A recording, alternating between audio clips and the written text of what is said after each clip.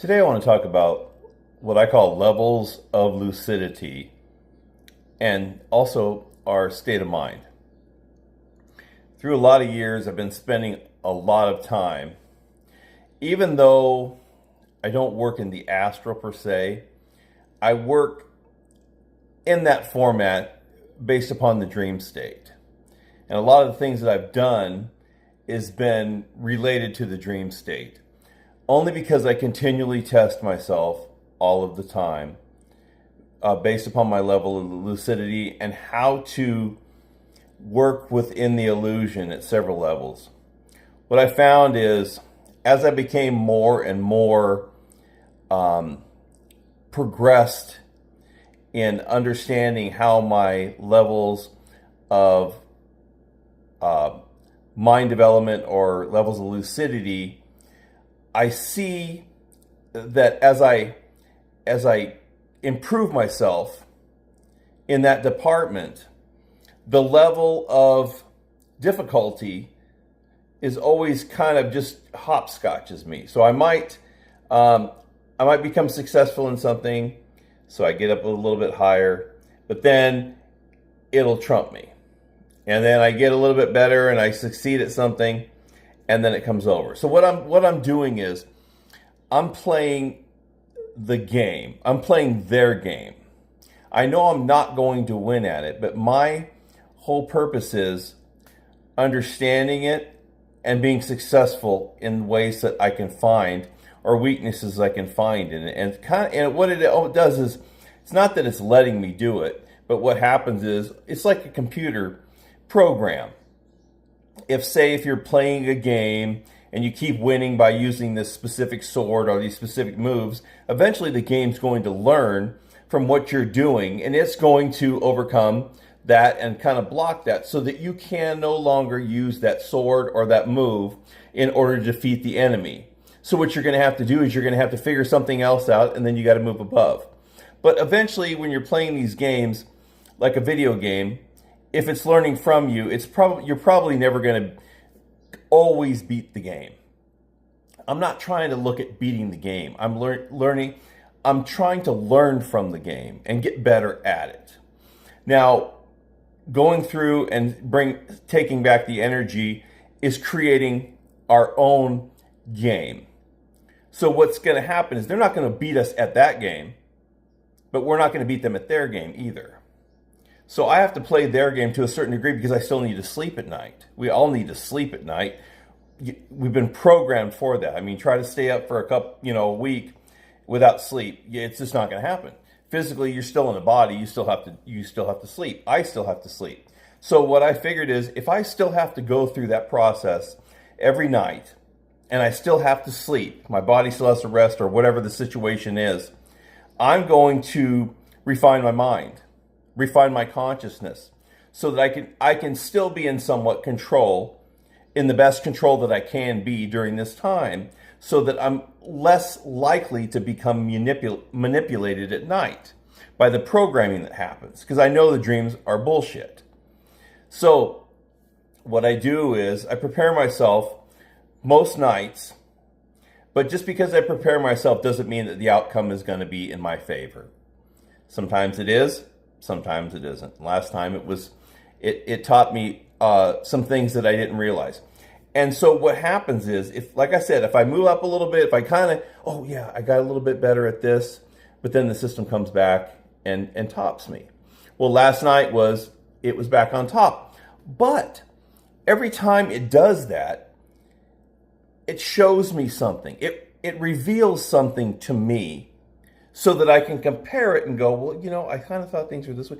Now I can really see over time and all these experiences, I know that this is actually happening. So what it's doing is it's little by little revealing itself to me, how it works and how things actually do work.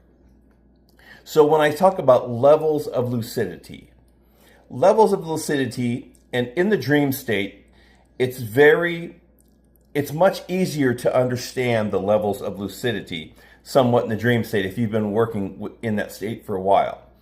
What I can notice is, at first, if something was different, like if there was just something unique that would normally not be related to my dream, I would notice it and wake up and become fully lucid within that dream. Now what's happening is it's up the game in the nightly programming so that, yeah, I can realize certain things within the dream state that I couldn't realize before without being triggered or woken up in lucidity.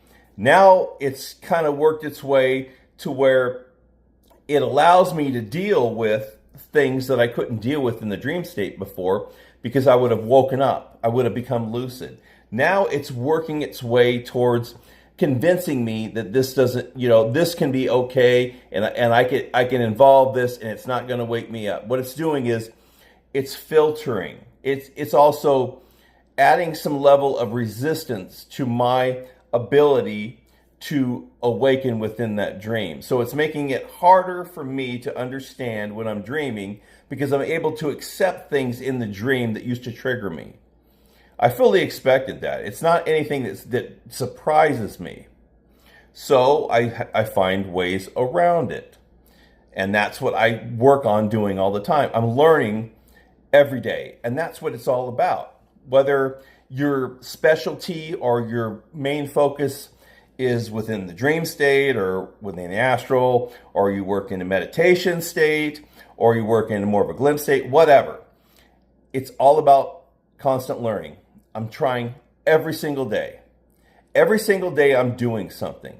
And for quite some time, a week, a month, or whatever, I might not learn anything. I might not think I learned anything.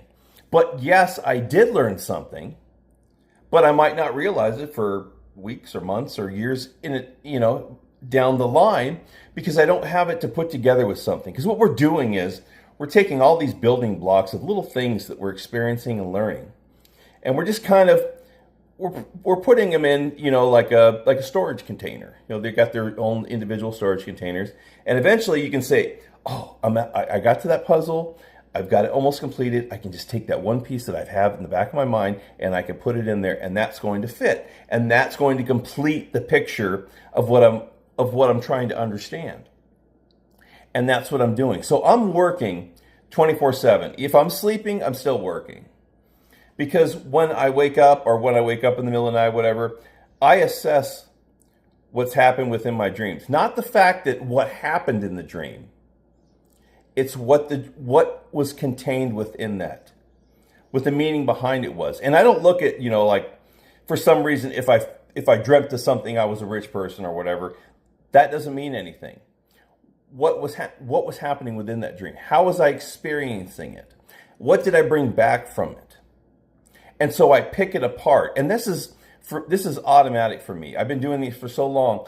I autonomously start picking apart, even after I wake up, or even after, before I go into another dream. A lot of times I start picking it apart. I pick out things. Okay, what was the significance in that? And why did I do this? Or why did I not do this? Or why did I decide to go on with this even though I don't accept it? So I'm always questioning everything. And then I'm always looking at things under a microscope to try to figure out if there's any meaning to it. And like I said, sometimes it could be years before you even understand what was going on, or if it meant anything, or if it has any value to me. So that's what I'm doing. And so the levels of lucidity means you can, in a dream, become, I would say, anywhere from, I would put it on a scale from 1 to 5, maybe.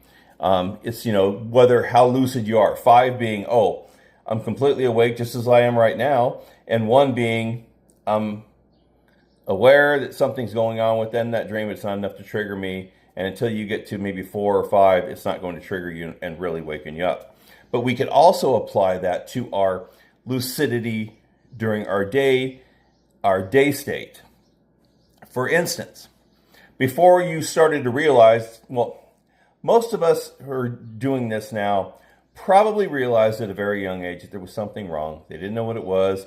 You don't really put everything together. You kind of do it over time and over experiences, and then you kind of try to figure it out.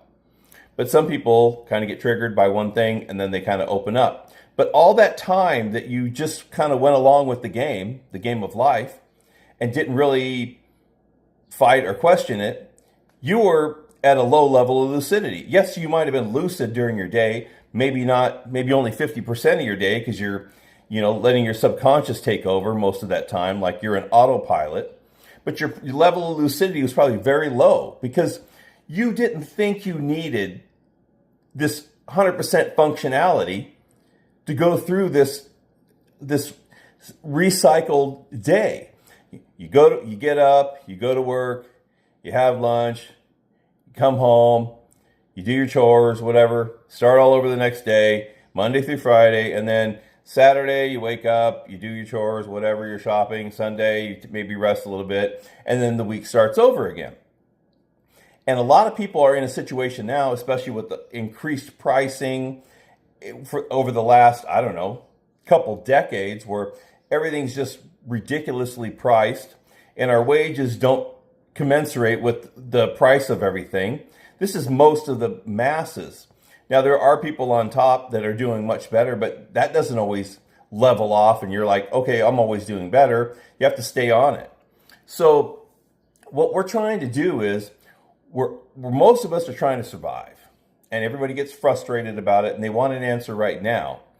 But what's really happening is it started way back when we came here and we first dropped off here, and then it progressed over. We've learned that, okay, well, most people have learned that if you do a good job, you get a good job and you can support your family and hopefully, get some retirement or pension or whatever, or save money and all this, and things are going to get better. But it doesn't take into consideration all the inflation and all the taxes and all the other things that's going to change, and the housing prices and the insurance prices and all this other stuff. It doesn't take into consideration any of that because, we're not prepared for it. But what we're prepared for is to stay within that bubble. Keep working, work harder, get a second job, do whatever you have to do to just keep feeding the system. And you're just in that circle constantly. You're surviving. You're not living. Even though you believe you're living a lot of times, if you look at where you're focused all the time, you're still surviving. You could have a lot of money in the bank, but you're surviving because all you're worried about is work. Keep the ball rolling. You got to do this. Your mind is 100 miles per hour constantly. That's not living. That's surviving. So that's why a lot of people are here, because they're tired of it. And a lot of us have been tired of it for a very long time. We put a lot of years in the working life. We fell for it. We were number one lucidity most of our lives. We knew something might have been going on. Maybe we're at 2 or 3, but not enough to really do anything about it. And we didn't have any answers. We had no solutions. That's why I figured I have to come up with a solution. There has to be a solution. There is a solution to our problem. But it's not going to happen like a light switch where everything's bad and then I turn the light switch on and everything's good. It's not going to happen that way. It was never going to happen that way. You can't undo all that shit that you've been programmed with, and we've had to go through all those years, and the rest of the world is still doing it. You're not going to put the brakes on it immediately. So the solution has to do with us coming together and taking our energy back. But it's going to take more than 1, probably 10 or 50 or how many ever it's going to take. It's going to take, but we have to work diligently at it. And the more we work, the more results we will get. But aside from that is bringing people into the thing, into the whole understanding. This is far beyond just this physical thing. We're working to pay the piper. We're working to feed the darkness. And we're in this cycle. We're in this constant cycle of suffering and working and maybe a little pleasure. And you just keep going around and you live one life, come back, live another life, come back, keep working, keep fulfilling their needs. It's never going to end. And it's only going to end when we individually decide it's time for it to end and to put forth the effort. And I'm not saying it's an easy job, because it's not. But really, is there anything out there that was ever good that was easy? I mean, we just look at where we're at. It's not going to be easy.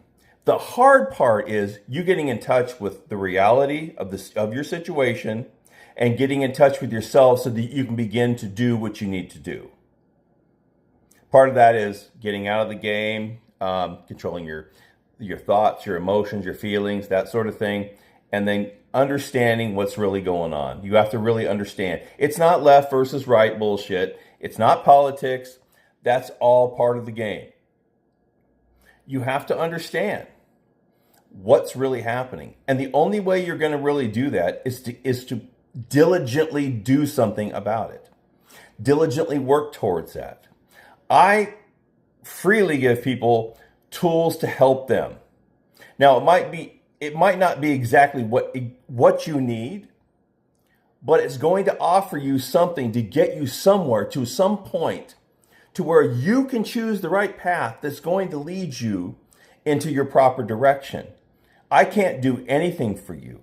The only thing I can do is make information available to try and disconnect you from where you're at right now. And you're the only one that can do it. I can offer you information, but you have to put forth that information and try to make it work for you. Nobody did it for me, and nobody did it for anybody else out there. You can't do it for your wife. You can't do it for your husband. You can't do it for your mom or for your dad or for your brother or for your sister or your children. You can't do it for anybody else. You can only do it for you. But if you do it for you, then you can begin that process within your family. But when I work towards the betterment of us, I help you. And when you help towards the betterment of us, of yourself, you help me and everybody else. So by us working on ourselves, we help everybody else around us. Not when I say around us, it means everybody. It affects everybody. Might be a small scale, but the more people that do it, the more people that will benefit from it. But I'm trying to work diligently and constructively to offer this information to you so that you can do what you need to do to get yourself independent and self-reliant. You don't rely on me. You don't rely on anybody else. You rely on yourself. I'm not a guru. I'm not anybody else. I'm a regular person just like you. We're stuck in this human meat suit and we're making the best of our situation. But in order to get out of this situation that we're stuck in, we have to work towards that goal. And you have to work on yourself first. You have to get yourself in line, because when you get yourself in line, it helps everybody else.